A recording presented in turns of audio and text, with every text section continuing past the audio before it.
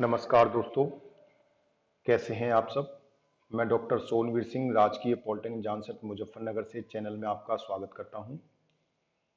दोस्तों, optical fibre communication विषय के अंतर्गत फोटो डिटेक्टर चैप्टर के अंतर्गत हम आज के सेशन में different parameters of photo detector का अध्ययन करेंगे। ये सेशन 46 है। इससे पिछले सेशन में हमने प्रिंसिपल ऑफ ऑप्टिकल डिटेक्शन और different type of photo diodes का अध्ययन किया था, जिसमें हमने देखा था कि हमारे फोटो डायोड हम कितने तरह से बना सकते हैं। उसके साथ साथ फोटो डिटेक्टर का प्रिंसिपल क्या होता है, कैसे वो किसी लाइट के रेडिएशन जब उस पर पड़ता है, इंसिडेंट होता है, तो कैसे उसमें करंट का कंडक्शन होता है, कैसे वो एक आउटपुट हमें इलेक्ट्रिकल आउटपुट देता है। ये सारा हमने लास्ट सेशन में डिस्कस किया था।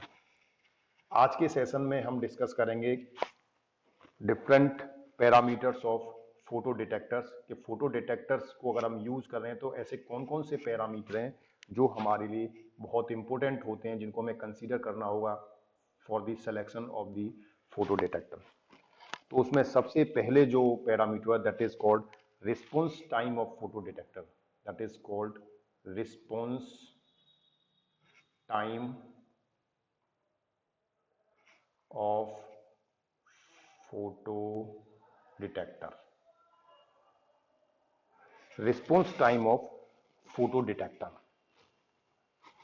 तो फोटो डिटेक्टर का जो रिस्पॉन्स टाइम है जनरली वो एक इस तरह का टाइम होता है जिसमें किसी फोटो डिटेक्टर को जब हम इनपुट देते हैं तो वो कितने समय में ऑप्टिकल जो इनपुट देने पर एक आउटपुट आपको प्रोवाइड कर देता है। ठीक है, यानी कि it's a minimum time in which your photo detector will produce the output while we give the optical input to the photo detector। ठीक है, तो the response time of a photo detector is the minimum amount of time for an input optical signal variation to manifest itself in the output signal of the photo detector। यानी कि अगर आपके पास photo detector है, suppose you have a photo detector, ये आपके पास एक photo detector है, photo detector. whenever you are giving optical input to the photo detector तो इससे you will get a electrical output। तो ऑप्टिकल इनपुट और इलेक्ट्रिकल आउटपुट आपको मिल रहा है। तो कितना टाइम उसको इनपुट देने पर, जब आप ऑप्टिकल इनपुट देते हैं तो how much time this photo detector is using to produce the output, that is called time response of the photo detector. ठीक है, आइडियल केस में देखें, an ideal photo diode has a zero response time. An ideal photo detector has zero response time. यानी कि जैसे ही आप input देते हैं, ऑप्टिकल इनपुट देते हैं, at the same time it will produce the output. Ideal case में ऐसा होना चाहिए, बट प्रैक्टिकली ऐसा नहीं होता, it will take some time. ठीक है, तो फोटो डायोड के रेस्पॉन्स टाइम को हमें कंट्रोल करना है, सीमित करना है। ठीक है, तो कौन कौन से फैक्टर होते हैं जो फोटो डायोड के रेस्पॉन्स टाइम को अफेक्ट करते हैं? तो that means factor affecting response time of photo diode. ठीक है, factor affecting response time of photo diode. कौन कौन से फैक्टर होते हैं जो फोटो डायोड के रिस्पॉन्स टाइम को अफेक्ट करते हैं? तो उसमें सबसे पहला अगर हम बात करें तो हमारे पास आता है depletion region. That means depletion region will affect the response time. Depletion region. ठीक है, तो अगर हम ये कहें कि जो भी आपके पास पीएन जंक्शन है, जो मटेरियल है, उसमें अगर जो आपके कैरियर्स हैं, ठीक है, जो चार्ज कैरियर्स हैं, अगर वो ड्रिफ्ट वेलोसिटी से अगर मूव कर रहे हैं, ठीक है, और वो ड्रिफ्ट वेलोसिटी से, यानी कि सपोज आपका एक मटेरियल है, पीएन जंक्शन डायोड है, this is a simple PN junction diode, ये आपका डिप्लीशन रीजन है, इसे हम बोलते हैं डिप्लीशन रीजन। ये डिप्लीशन रीजन हो गया, ये पी जंक्शन, एन जंक्शन, और ये डिप्लीशन रीजन, ठीक है। तो इस डिप्लीशन रीजन की जो विड्थ है वो हम मान रहे हैं ये डब्ल्यू है, ये विड्थ जो है वो डब्ल्यू है, ठीक है। तो इनकी जो ड्रिफ्ट वेलोसिटी है, ये ड्रिफ्ट वेलोसिटी जिसे हम वीडी बोलते हैं, ड्रिफ्ट वेलोसिटी जो है वो डब्लू है। तो इस चौड़ाई को, तो यानी कि अगर हम ये बात करें तो जो जो चार्ज कैरी हैं जिनके कारण, यानी जैसे जब इस पर कोई भी लाइट फॉल होती है फोटो डायोड पर, जब लाइट इंसिडेंट होती है, तो हमने पिछले सेशन में बताया था प्रिंसिपल इसका, कि जब लाइट फॉलो होती है तो इसकी वजह से इसमें इलेक्ट्रॉन होल पेयर जनरेट होते हैं। जो इलेक्ट्रॉन होल पेयर जनरेट होते हैं वो एक करंट, जिनकी वजह से करंट फ्लो होती है, ठीक है। वो करंट जो है वो आपकी वही करंट होती है जो आपकी फोटो करंट, फोटो एनर्जी जो है, फोटो एनर्जी इलेक्ट्रिकल एनर्जी में कन्वर्ट होती है, ठीक है। तो वो जो करंट आपकी जब फ्लो हो रही है, तो इसके जब ये इलेक्ट्रॉन जो इसमें फ्री हो रहे हैं, वो अगर ड्रिफ्ट वेलोसिटी से मूव कर रहे हैं, ठीक है, तो इनको इस डिप्लीशन रीजन को पार करने में कितना समय लगता है, ठीक है, वो आपका रिस्पॉन्स टाइम को प्रभावित करेगा। डिप्लीशन रीजन विड्थ जितनी बड़ी होगी उतना ही रिस्पॉन्स टाइम मतलब यानी अगर डिप्लीशन रीजन विड्थ बड़ी होगी तो रिस्पॉन्स टाइम आपका उतना ही धीमा होगा, यानी उतना ही टाइम लगेगा उसे रिस्पॉन्ड करने में, ठीक है। तो पहला जो रीजन हो गया दैट इज डिप्लीशन रीजन। तो अगर आपकी डिप्लीशन विड्थ बहुत ज्यादा है तो आपका जो टाइम रिस्पॉन्स है, टाइम रिस्पॉन्स टाइम, ठीक है, response time will be lower, response time will be lower, यानी धीमा होगा, रेस्पॉन्स धीमा होगा, ठीक है। यानी रेस्पॉन्स टाइम तो बढ़ेगा, यानी रेस्पॉन्ड करने का समय बढ़ेगा, लेकिन रेस्पॉन्स का जो रेस्पॉन्स धीमा होगा, मीन्स काफी देर बाद उसमें आपका रेस्पॉन्स मिलेगा, ठीक है। तो डिप्लीशन रीजन जो है एक ऐसा फैक्टर है जो रेस्पॉन्स टाइम को अफेक्ट करता है। दूसरा जो इसका फैक्टर है जो आपके रिस्पॉन्स टाइम को अफेक्ट करता है, डिफ्यूजन टाइम। डिप्लीशन रीजन के बाहर जो डिफ्यूजन टाइम है, ठीक है, चार diffusion time of charge carriers, diffusion time of charge career, ठीक है। Diffusion diffusion time of charge career, वो चार्ज कैरियर जो डिप्लीशन रीजन के बाहर होता है, ठीक है, उसके डिफ्यूजन में कितना समय लगता है, ठीक है। तो कैरियर का जो डिफ्यूजन होता है, तो कैरियर का डिफ्यूजन भी क्या है, स्लो प्रोसेस है। Diffusion, carrier diffusion is slow process, that means carrier diffusion is slow process, ठीक है। Carrier diffusion is a slow process. तो यानी कि जो आपका चार्ज कैरियर है, यानी जो electron hole pair, free electron hole pair है, जब वो डिफ्यूज होते हैं तो उनके डिफ्यूजन में कितना समय लग रहा है, वो आपका कैरियर डिफ्यूजन कहलाता है। तो जो कैरियर डिफ्यूजन है वो एक स्लो प्रोसेस होता है, जिसके कारण जो फोटो डायोड जो है उसका रेस्पॉन्स धीमा हो जाता है। तो अगर आपका डिफ्यूजन टाइम ज्यादा है, सपोज अगर हम कहें टी डिफ्यूजन, अगर टी डिफ्यूजन ज्यादा है तो रिस्पॉन्स टाइम, अगर हम रिस्पॉन्स टाइम को अगर टी आर से रिप्रेजेंट कर दें तो रिस्पॉन्स टाइम भी बड़ा होगा, यानी देर से रिस्पॉन्ड करेगा। रिस्पॉन्स टाइम बड़ा होने का मतलब, धीमा होने का मतलब वो देर से रिस्पॉन्ड करेगा। तो टी डिफ्यूजन, यहां पर अगर डिप्लीशन रीजन में हम बात करते हैं वहां, तो डिप्लीशन रीजन में जो आपका इफेक्ट डाला है, एक तो डाला है due to the drift velocity, drift time जिसे कहते हैं।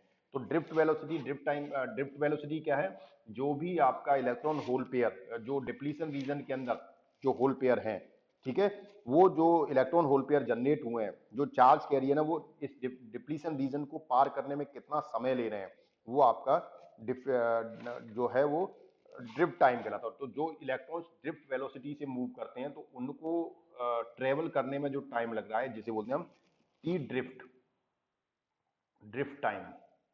ड्रिफ्ट टाइम जो होता है आपका वो डिप्लीशन रीजन की width upon drift velocity.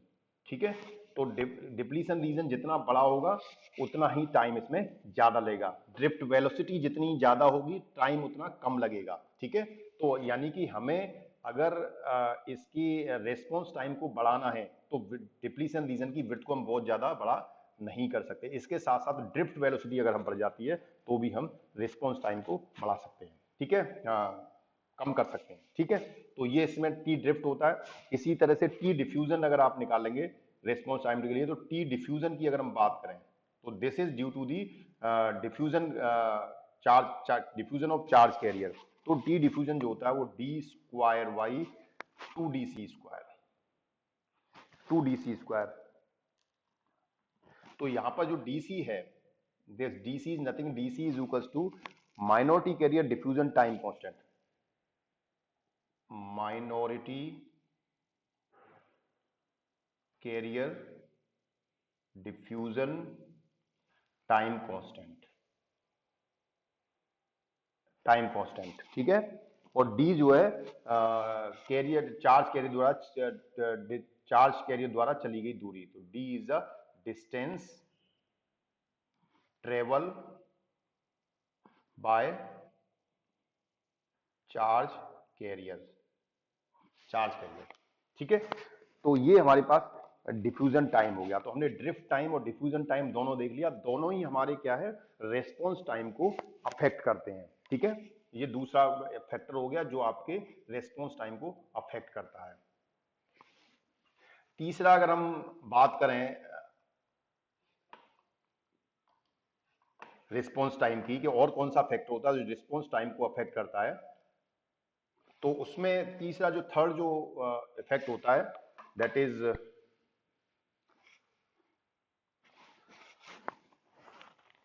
Junction capacitance. तो थर्ड जो इफेक्ट होता है दैट इज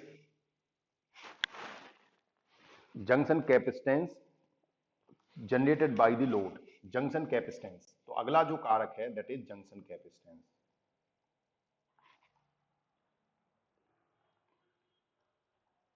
जिसे हम सीजे से भी रिप्रेजेंट करते हैं। ठीक है, जंक्शन कैपेसिटेंस। तो तीसरा फैक्ट ये डालता है।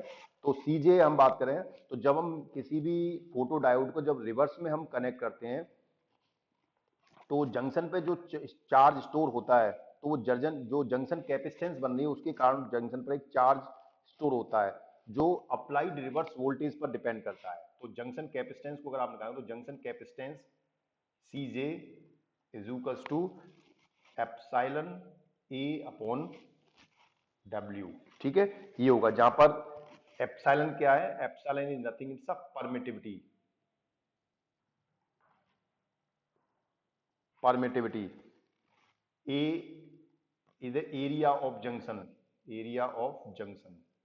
क्योंकि जो पीएन जंक्शन है उस पीएन जंक्शन क्योंकि एक कैपेसिटेंस बन जाता है उस पर, तो उसकी वजह से कुछ चार्ज स्टोर करता है वो। और this is W is a width of depletion region, width of depletion region. तो ये हो गया हमारे पास थर्ड जो आपका जंक्शन कैपेसिटेंस जिसकी वजह से हमारा रिस्पॉन्स टाइम इफेक्ट करता है। ठीक है,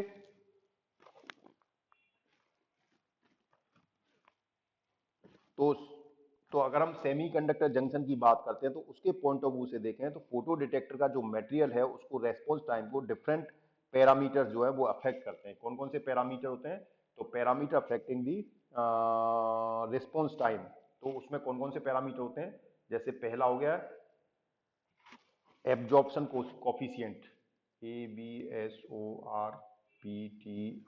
एब्जॉर्प्शन कोफिशिएंट, एब्जॉर्प्शन कोफिशिएंट जिसे अल्फा से हम प्रेजेंट करते हैं, पहला फैक्टर होता है जो अफेक्ट करता है। दूसरा होता है depletion region width, depletion region width W. तीसरा जो है हमारा जंक्शन कैपेसिटेंस, ये हम तीनों ही देख चुके हैं अभी, जंक्शन कैपेसिटेंस जिसे हम सीजे से रिप्रेजेंट करते हैं, जंक्शन कैपेसिटेंस। उसके बाद आता है अगला जो फैक्टर होता है that is amplifier capacitance. Amplifier capacitance जिसे सी ए से रिप्रेजेंट करते हैं। उसके बाद डिटेक्टर की लोड रेजिस्टेंस, जो फोटो डिटेक्टर है उसके लोड की रेजिस्टेंस क्या है, लोड रेजिस्टेंस कितनी है वो भी डिपेंड करती है, जिसे हम आर एल से रिप्रेजेंट करते हैं। और अगला है amplifier input resistance. Amplifier input resistance, amplifier input resistance, these are the different factor which will affect the photo detector के रेस्पॉन्स टाइम को अफेक्ट करते हैं। ठीक है, so these are the some factor that will affect your response time। तो response time जो है वो पहला पैरामीटर था जो हमारा आपके उसको फोटो डिटेक्टर के डिफरेंट पैरामीटर्स में रेस्पॉन्स टाइम हमारा सबसे पहला पैरामीटर था जो उसकी वर्किंग को इफेक्ट करता है। उसके बाद दूसरा आता है इसमें bandwidth of photo diode. Bandwidth of photo diode ये सेकंड फैक्टर है जो हमें इफेक्ट डालता है। तो इन जो हमने ऊपर तीन फैक्टर पढ़े, junction capacitance, depletion region, diffusion time और ड्रिफ्ट टाइम, ठीक है, तो इसमें सबसे ज्यादा जो है सबसे ज्यादा तीन क्वार्कों में सबसे ज्यादा जो कैरियर्स हैं वो कैरियर्स का ड्रिफ्ट टाइम वो फोटो डायोड की बैंडविड्थ को कंट्रोल करता है। यानी कि इसमें हमें बैंडविड्थ ऑफ फोटो डायोड को कंट्रोल करना है, तो उसके लिए हमें ड्रिफ्ट टाइम जो है that will control the bandwidth of the photo diode, drift time, T drift. ठीक है, तो टी ड्रिफ्ट कैसे कंट्रोल करता है, जो बैंडविड्थ मैक्सिमम जो बैंडविड्थ होती है फोटो डायोड की B max, that is nothing it's a 1/2 pi T drift, sorry that is T drift, T drift. ठीक है, या इसे हम दोबारा कह सकते हैं दैट इज टी ड्रिफ्ट हम पहले निकाल चुके हैं V D upon 2 pi W, T drift हम निकाल चुके हैं, T drift is W upon V D, तो हमने वो वैल्यू पुट कर दी तो हमारे पास V D upon 2 pi W आ गया। तो हम ये कहते हैं कि जो बैंडविड्थ है उसको सबसे ज्यादा वो ड्रिफ्ट टाइम जो है वो अफेक्ट डालता है। तो उसका जो मैक्सिमम रेस्पॉन्स टाइम है, तो मैक्सिमम रेस्पॉन्स टाइम अगर हम यहां से कैलकुलेट करें तो the maximum response time device का the maximum response time of device, the maximum response time of device जिसे हम टी रेस्पॉन्स कहें, तो दैट विल नथिंग इट्स और मैक्सिमम है ये तो टी मैक्स लगा दीजिए is equals to 1 upon bandwidth beta max upon beta max in hertz. ठीक है, इन हर्ट्स। ठीक है, और बीटा मैक्स को जब आप कैलकुलेट करते हो तो ये लगभग जो है इसकी जो न्यूमेरिकल वैल्यू है वो 6.28 नैनो सेकंड आती है, 6.28 नैनो सेकंड्स। ठीक है, यानी ये हम निकाल सकते हैं किसी भी डिवाइस के लिए अगर हमें उसकी वैल्यू दे रखी है हमारे पास ये जो मैक्सिमम रेस्पॉन्स टाइम है, तो हमने यहाँ पर कंसीडर किया है कि किसी भी सिलिकॉन डायोड जिसकी जो जिसकी डिप्लीशन लेयर जो है 28 माइक्रोमीटर की है, यानी विड्थ दे रखी है हमें 20, यानी कि इसमें अगर हम देखें तो हमें W दे रखा है 28 micrometre, W is equal to 28 micrometre, 28 micrometre है। और कैरियर की जो वेलोसिटी है या ड्रिफ्ट वेलोसिटी जिसे कहें VD, वो हमें दे रखी है 2.8 into 10 to the power 4, 2.8 into 10 to the power 4 हमें ड्रिफ्ट वेलोसिटी दे रखी है मीटर पर सेकेंड, मीटर पर सेकेंड। ठीक है, तो डिवाइस का मैक्सिमम रेस्पॉन्स टाइम हमें निकालना है, तो मैक्सिमम रेस्पॉन्स टाइम हम 1 अपॉन बीटा मैक्स से निकालेंगे, और बीटा मैक्स हम पहले कैलकुलेट कर चुके हैं, ये रही हमारे पास बीटा मैक्स। इस बीटा मैक्स में आप VD और W की वैल्यू पुट कर दीजिए, VD और W की वैल्यू, तो वो बीटा मैक्स आ जाएगा और response time 1 upon beta max से आपको मिल जाएगा। क्योंकि जो भी बैंडविड्थ है, बैंडविड्थ और टाइम में ऑलरेडी हम जानते हैं जो रिलेशन है वो बैंडविड्थ जो है टाइम की रेसिप्रोकल होती है, तो T response to 1 upon beta max in hertz. Beta max यानी एक तरह से फ्रीक्वेंसी है, बैंडविड्थ क्या है, फ्रीक्वेंसी है। तो जब टाइम निकालते हैं तो 1/f, ये ऑलरेडी हम प्रिंसिपल ऑफ कम्युनिकेशन में भी और उसमें पढ़ चुके हैं, t इज टू 1/f। तो उससे हमने यहाँ पर टी रेस्पॉन्स टाइम निकाल लिया, तो ये 6.28 नैनो सेकंड आता है। इसका मतलब ये जब किसी भी फोटो डिटेक्टर पर जिसके में के डिप्लीशन रीजन की जो विड्थ है 28 माइक्रोमीटर की है, और उसमें जो चार्ज कैरियर है उसकी जो वेलोसिटी है, कैरियर वेलोसिटी, वो 2.8 इंटू 10⁴ मीटर पर सेकंड है। तो उस फोटो डायोड का जो रेस्पॉन्स टाइम है वो 6.28 नैनो सेकंड होगा। इसका मतलब जब आप उस पर फोटो रेडिएशन होगा, उस पर जब इंसिडेंट हुई लाइट, तो 6.28 नैनो सेकंड के बाद वो आउटपुट देगा। So this is the one bandwidth. उसके बाद जो अगला जो इसका जो टर्म आता है, that is quantum efficiency of photo detector. अगला जो थर्ड है इसका पैरामीटर, पहला था रेस्पॉन्स टाइम, दूसरा था बैंडविड्थ, और तीसरा है quantum efficiency. Quantum efficiency of photo detector.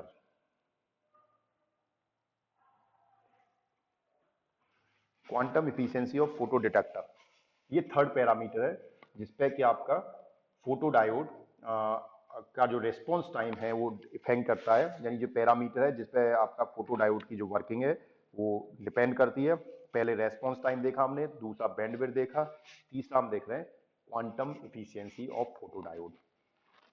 तो quantum efficiency of photo diode nothing, it's basically the ratio of number of electrons collected with respect to number of incident photons. यानी कि जब किसी फोटो डायोड पर कोई light incident होती है तो वो उसमें से कितने नंबर ऑफ फोटोन्स उस पर इंसिडेंट हुए, और उन नंबर ऑफ फोटोन के इंसिडेंट होने के कारण कितने नंबर ऑफ इलेक्ट्रॉन्स जनरेट हुए।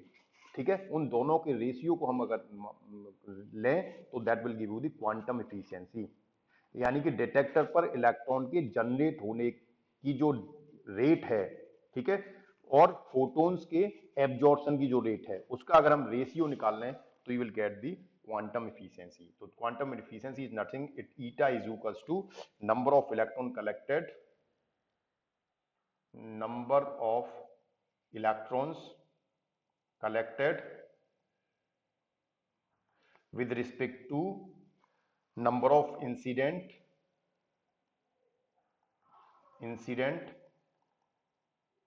number of incident photons, number of incident photons. That means eta is equals to re, number of collected electrons, upon rp, number of,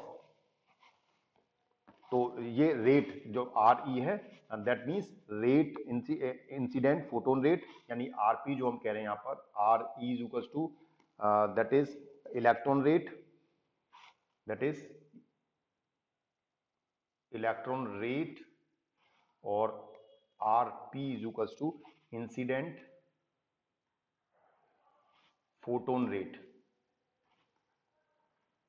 incident photon rate. ठीक है, ये हमारे पास ये क्वांटम इफिशियंसी कहलाएगी। यानी कि जब किसी फोटो डिटेक्टर पर कोई लाइट इंसिडेंट होती है तो उसमें कितने नंबर ऑफ फोटोन्स उस पर इंसिडेंट हो रहे हैं, उसके करेस्पॉन्डेंस कितने नंबर ऑफ इलेक्ट्रॉन्स उसमें जनरेट हो रहे हैं या कलेक्ट हो रहे हैं। तो that is called the ratio of these value is called efficiency. Efficiency generally क्या है, आउटपुट अपॉन इनपुट। अगर हम बेसिक कॉन्सेप्ट देखें एफिशिएंसी का, तो एफिशिएंसी बेसिक होता है output upon input.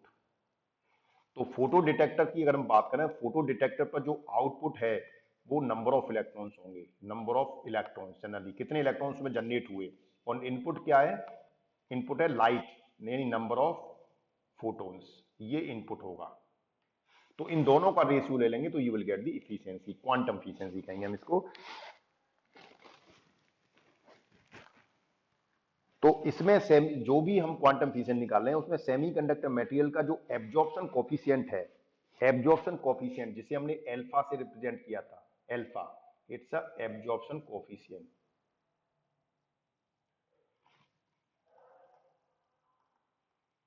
Absorption coefficient, ठीक है। तो सेमीकंडक्टर मटेरियल का एब्जॉर्प्शन कोफिशिएंट सबसे ज्यादा इफेक्ट डालता है आपकी क्वांटम एफिशिएंसी पर, ठीक है, ये सबसे ज्यादा क्वांटम एफिशिएंसी को अफेक्ट करता है। तो जनरली जो क्वांटम फिशियंसी है, this quantum efficiency must be less than 1। सामान्यतः ये कम से कम 1 से कम होनी चाहिए। क्यों? क्योंकि जितने भी फोटोन इसमें, अब ये 1 से ज्यादा कब होगी, जो नंबर ऑफ फोटोन्स और number of incident photon, number of collected जो इलेक्ट्रॉन्स है वो बराबर हो, ठीक है, तब वो 1 होगी। लेकिन वो 1 से कम रहती है, क्योंकि जितने भी इलेक्ट्रॉन, जितने भी फोटोन फोटो डिटेक्टर पर इंसिडेंट हो रहे हैं वो सारे फोटोन एब्जॉर्ब नहीं होते, ठीक है। सारे जो फोटोन है वो एब्जॉर्ब नहीं हो पाते, जिसकी वजह से जो इलेक्ट्रॉन होल पेयर हैं, जिससे कि इलेक्ट्रॉन होल पेयर उत्पन्न होते हैं जब photon energy band gap energy से कम होती है, तो क्वांटम फिजिक्स का मान 0 हो जाता है, ठीक है। क्वांटम फिजिक्स जब फोटोन की जो एनर्जी है वो बैंड गैप एनर्जी से अगर कम होगी, तो आपका क्वांटम फिजिक्स 0 हो जाएगी, क्योंकि वहां पर नंबर ऑफ इलेक्ट्रॉन जनरेट ही नहीं होंगे। क्योंकि फोटोन की जो एनर्जी है, जब सपोज हमारे पास एक फोटोन है, कैसे, अगर हमारे पास एक फोटोन है, suppose this is the photon, जब ये फोटोन किसी मटेरियल में, किसी एक एटम से जब कोलाइड करेगा, कोलिजन करेगा, तो इसकी जो एनर्जी है वो बैंड गैप एनर्जी से के बराबर या इससे ज्यादा होगी, तभी तो ये एनर्जी इसको जब ट्रांसफर होगी, तो उतनी एनर्जी लेके ये आपका जो इलेक्ट्रॉन है वो कंडक्शन बैंड से बैलेंस बैंड में पहुंच पाएगा, बैलेंस बैंड में जाएगा। वो जब ही जाएगा जब उसको इजी एनर्जी मिलेगी। Energy gap, band gap energy के बराबर की एनर्जी जब ये ले लेगा या उससे ज्यादा एनर्जी लेगा, तभी ये कंडक्शन बैंड में पहुंच पाएगा, ठीक है। तो ये जनरली तो वहां पर क्या है कि जब आप सपोज आपके जो फोटोन है, उस फोटोन की एनर्जी, अगर energy of photon, that means energy of photon is less than energy of band gap energy, gap energy से कम है, ठीक है, एनर्जी से कम है, तो उस कंडीशन में क्या होगा, नंबर ऑफ इलेक्ट्रॉन जनरेट ही नहीं होंगे, तो उस समय पे एफिशिएंसी 0 हो जाएगी, नंबर ऑफ जो कलेक्टेड इलेक्ट्रॉन्स हैं वो 0 होंगे, ठीक है। तो आउटपुट आपका 0 हो जाएगा, तो एफिशिएंसी क्या, 0 हो जाएगी। तो ये जो क्वांटम एफिशिएंसी है, ये आपकी जनरली बैंड गैप एनर्जी, जो आपकी फोटोन की एनर्जी है, उस पर डिपेंड करती है, ठीक है। तो ये क्वांटम एफिशिएंसी हो गया, क्वांटम एफिशिएंसी है। तो ये ईपी, तो जो जो एनर्जी है आपकी बैंड गैप एनर्जी, जब आप photon energy band gap energy से कम होगी, तो उस कंडीशन में जो नंबर ऑफ कलेक्टेड इलेक्ट्रॉन्स है वो कम होंगे, ठीक है। फाइन, नंबर ऑफ इलेक्ट्रॉन्स क्या होंगे, जनरेट नहीं होंगे, उस कंडीशन में आपकी जो एफिशिएंसी है वो 0 हो जाएगी, क्योंकि ईटा जब आप निकालोगे और कोई इलेक्ट्रॉन आपका जनरेट नहीं हुआ, तो 0 अपॉन समथिंग फोटोन्स, तो आपका जो है वो वैल्यू 0 हो जाएगी, ठीक है। तो ये 0 हो जाएगी उस समय पर, क्योंकि उसकी जो एनर्जी है वो बहुत कम है। So this is all about the quantum efficiency of photo detector.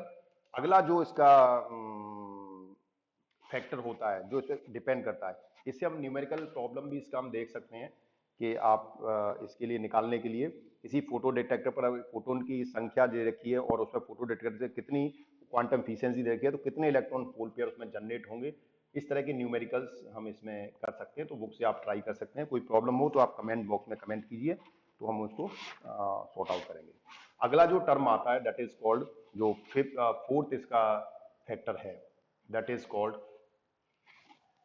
responsivity, that is called responsivity,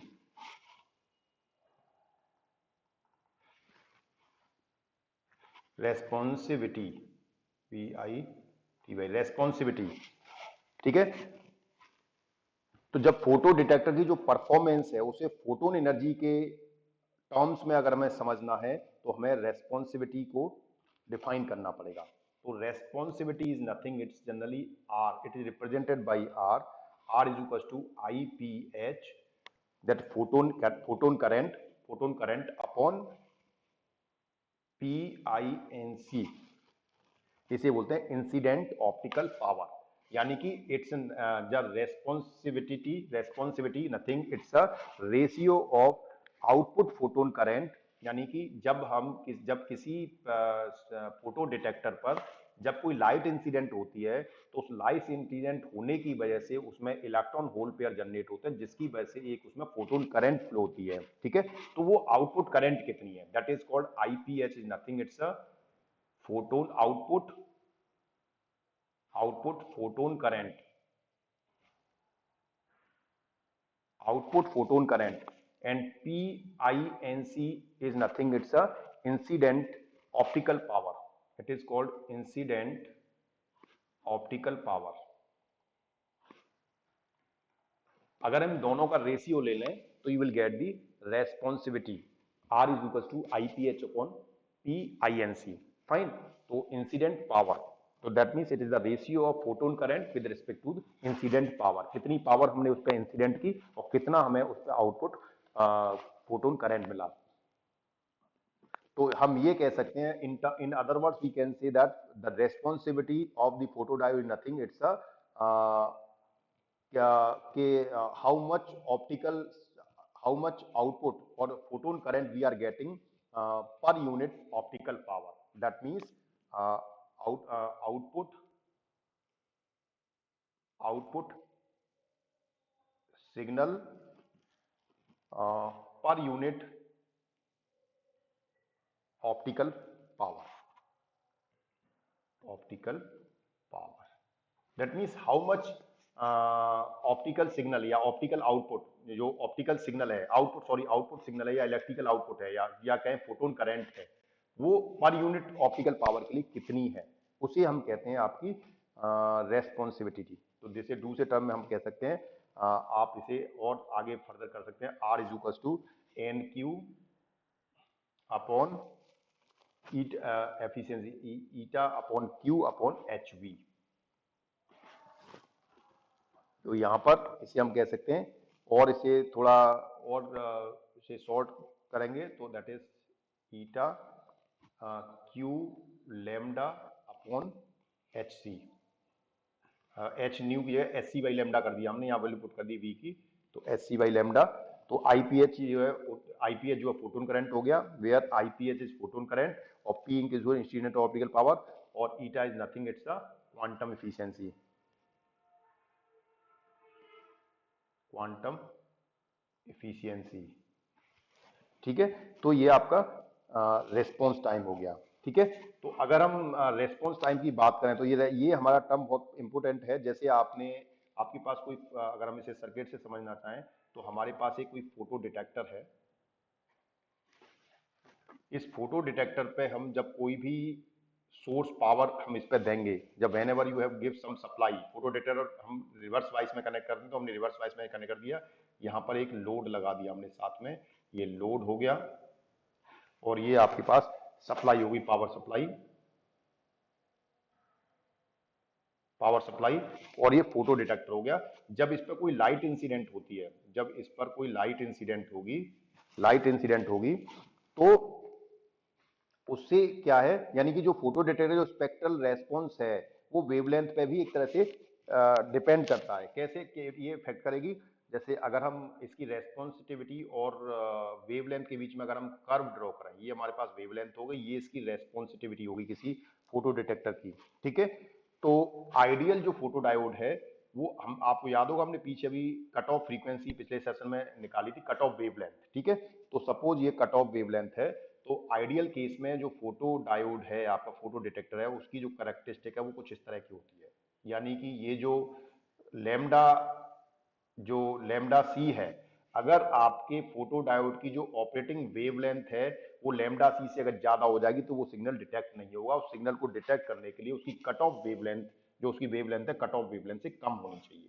ये आइडियल के केस में ऐसा है, लेकिन प्रैक्टिकली हम देखें तो प्रैक्टिकली हमें जो कर्व मिलता है वो कुछ इस तरह का मिलता है, like that.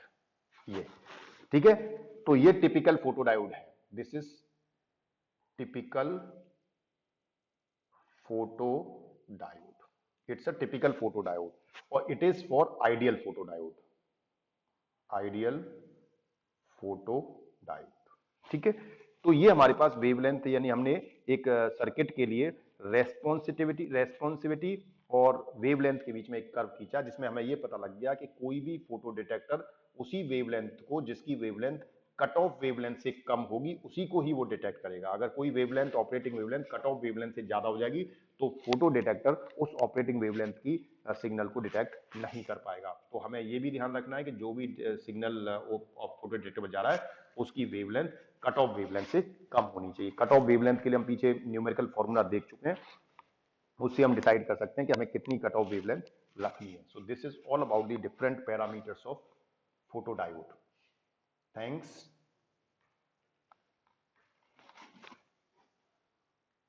In next session we will discuss about the PN photodiode and PIN photodiodes. Thank you very much. Have a nice day.